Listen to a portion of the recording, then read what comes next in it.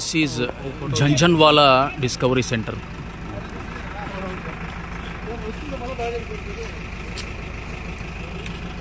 ఈ అగస్త్య ఫౌండేషన్ నడవడానికి రాకేష్ జంజన్వాలా ఫండ్స్ ఇచ్చేవాడు, సిఎస్ఆర్ ఫండ్స్ ఇచ్చేవాడు.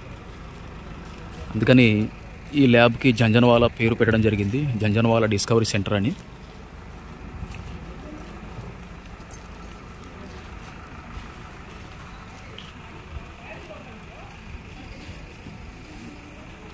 This is pi gate, pi షేప్లో ఉండేటువంటి గేట్ ఇది.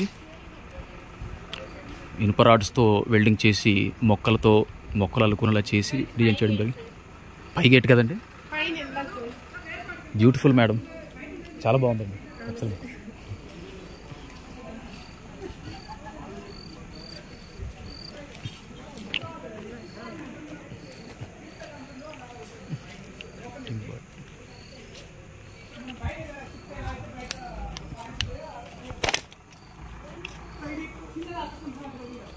This is floating bird.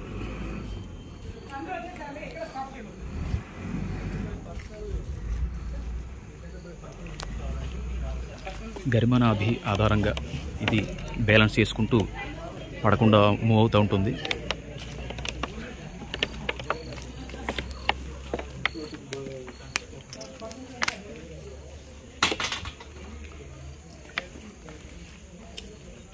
First order Lever.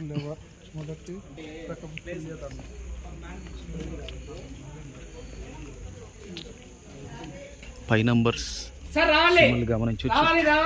మళ్ళీ అక్కడ ఎక్స్ప్లనేషన్ చేస్తారు, లోపల చూసేసి తర్వాత బయట.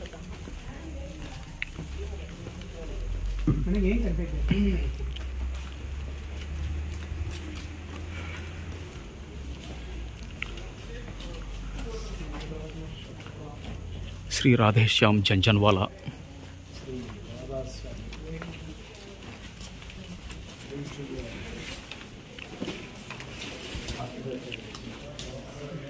This is lake view of Janjanwala Discovery Center.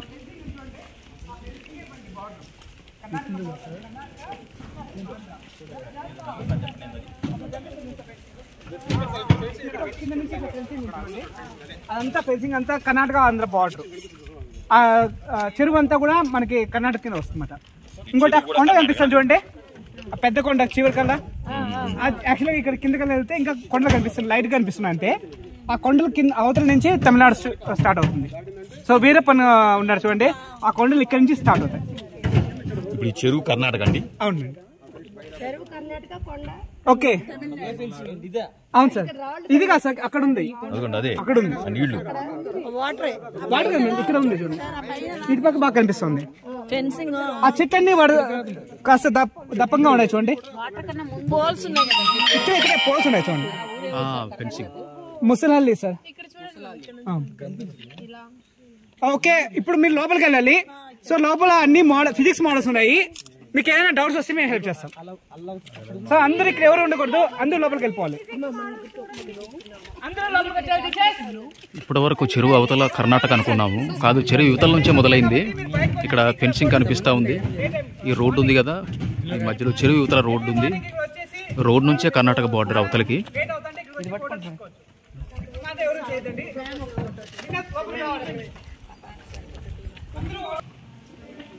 Now we are entering Janjanwala Discovery Center.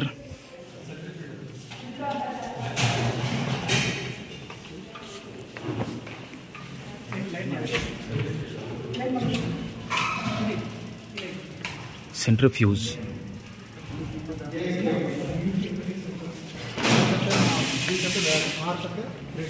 So ఇక్కడ చూడు, ఇలాంటి సో ఇక్కడ రంగులు ఉంది కదా లోపల కనిపిస్తుందా? సో అది ఎందుకు ఉంది, ఎందుకు లైట్ ఉంటుంది ఇక్కడ పైన కలర్ రెడ్ గా ఉండేది పైన ఉంది. ఎందుకు ఇది పైన ఉంది, ఎందుకు అది కింద ఉంది? లేదు, ఇందాక చెప్పింది బరువు ఎక్కువ ఉండేది కింద ఉంది. దేనికైనా బరువు, నీళ్ళకైనా బరువు ఉంటే కిందకి వెళ్ళింది, నీళ్ళకైనా తక్కువ బరువు ఉన్నది పైన వెళ్తుంది. సో అదే నేను ఇట్లా నేను తిప్పాను అనుకోండి, ఆ రెడ్ అన్నీ ఎక్కడికి వచ్చేసిందని ఆ కలర్గా ఉండేది కలర్ ఉంది ఎక్కడ ఉంది కనిపిస్తుందా ఆడే ఉన్నట్లుంది, నాకు కూడా అట్లా అనిపిస్తుంది. కాబట్టి చూడండి, ఇప్పుడు చూడండి కనిపిస్తుంది, ఇది ఎడ్జ్లో ఉంది, ఎడ్జ్లోకి వచ్చింది. స్లోగా చేస్తుంటే ఇప్పుడు చూడండి చిన్నగా కిందకి వస్తుంది పైనుంచి, అవునా? అర్థం ఎందుకు అలా అయింది? బయాలజీ మాకు బయాలజీ కాదు, ఓకే. ఇది ఏం లేదండి, చిన్న బయాలజీ ఫిజిక్స్ కి సైన్స్ కి సంబంధం అంటే బయాలజీ మీరు ఫిజిక్స్ సపరేట్ చేయండి. సో ఇక్కడ ఏమవుతుందంటే ఎక్కువ బరువు ఉన్నదానికి సెంట్రిఫ్యూగల్ ఫోర్స్ అనేది ఉంటుంది, కేంద్ర బల అపకేంద్ర బల. సో వాటి రెండు చెప్పడానికి మనం ఉపయోగిస్తాము. సార్ ఇది వెయిన్స్ లోని మనం ఇలా చేయి తిప్పుతాం కదా, దాన్ని దీన్ని ఇంప్లిమెంట్ చేయొచ్చు కదా. ఇలా తిప్పితే ఇలా ఎత్తినప్పుడు ఇలా ఫాస్ట్ గా తిప్పామనుకోండి మనకి చెయ్యి నొప్పి పడుతుంది కదా, అది సెంట్రిఫ్యూగల్ అని చెప్తారు. అది దీనికి ఇంప్లిమెంట్ ఫాస్ట్ గా తిప్పారు, అక్కడి నుంచి ఇట్లయితే రివర్స్ లో వస్తుంది. అది చెప్పడానికి లైట్ వెయిట్ అనేది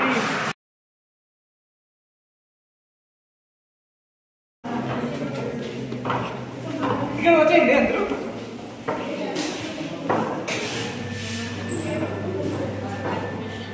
సో ఇక్కడ ఒక ఫ్రీ వీల్ ఉందన్నమాట, ఫ్రీగా వీల్ తిరుగుతాం. సో ఇందులో నేను ఏం చేస్తానంటే ఇలానే దీన్ని ఒక కాలు ఇట్లా పెట్టి మరొక కాలుతో దీన్ని ఇలా తిరుగుతాను. సో అదేవిధంగా దీన్ని మధ్యలో తిరుగుతూ నా కాళ్ళని దూరంగా తీసుకొని ఏమవుతుందో అర్థం చేయండి. ఓకే,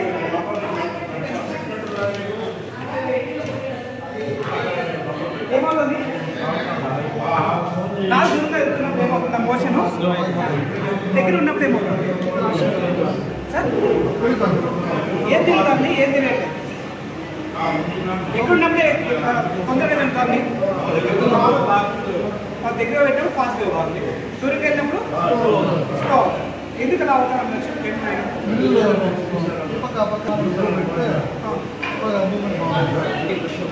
దీన్ని చెప్పడానికి జీ అనేది చేంజ్ అవుతా ఉంటుంది. సో మన మాస్ అనేది చేంజ్ అవుతుందంటే ముందు నా కాలు ఇక్కడే ఉంది కదా, సో జీ అనేది ఇక్కడే ఉంది కదా. అప్పుడు అదే సార్ ఇంకా మొత్తం జీ అనేది ఇక్కడే ఉంది కదా, ఒకే వైపు పడుతుంది. దానికి దీనికి ఒకే వైపు సో దీన్ని చూపించడానికి ఇంకోటి చూడండి. సో ఈ కాళ్ళు అనేది దూరంగా పెట్టాను. సో దీన్ని ఇప్పుడు ఇటుపక్క నుంచి ఇటుపక్క ప్రయాణిస్తుంది, ఇటుపక్క నుంచి ఇటుపక్క ప్రయాణిస్తే ఏది భిన్న ప్రయాణిస్తుంది? దాని ప్రకారం ఇది భిన్న ప్రయాణించాలి. సో దాని ప్రకారం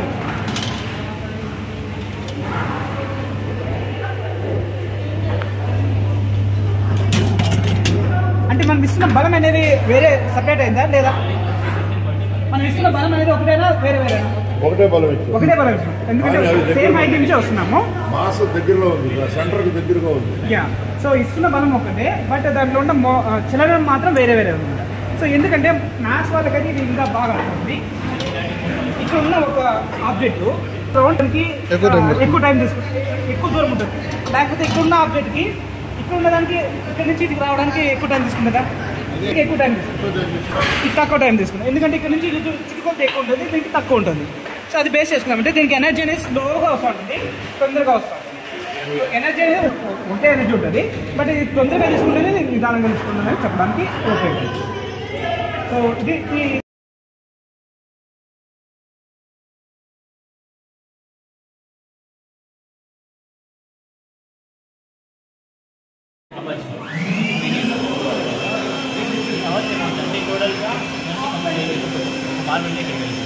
అది 1 అవర్ కంప్లీట్గా 60 మినిట్స్ అవ్వాలి. అయిన ఒక బాగా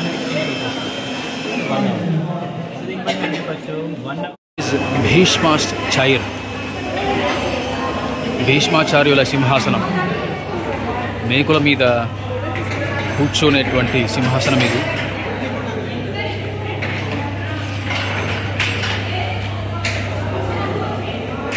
మాస్టారు మేకుల మీద కూర్చోవడం జరిగింది, ఏమీ కాలేదు.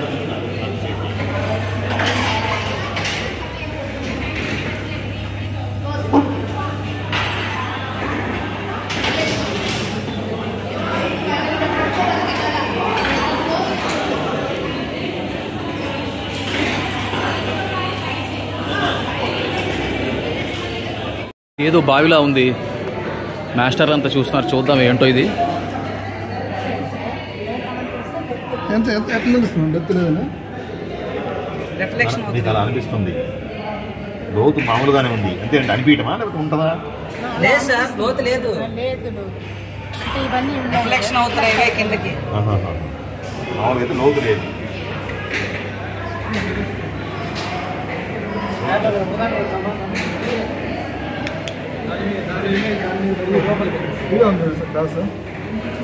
ఇవన్నీ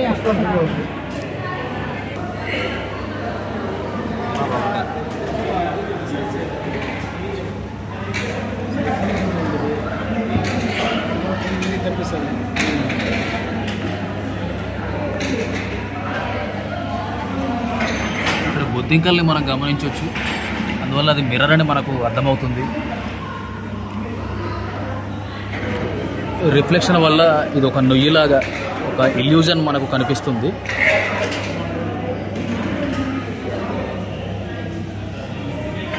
ఆ బొద్దింక ఇమేజెస్ కూడా రెట్టింపు అవడం గమనించవచ్చు.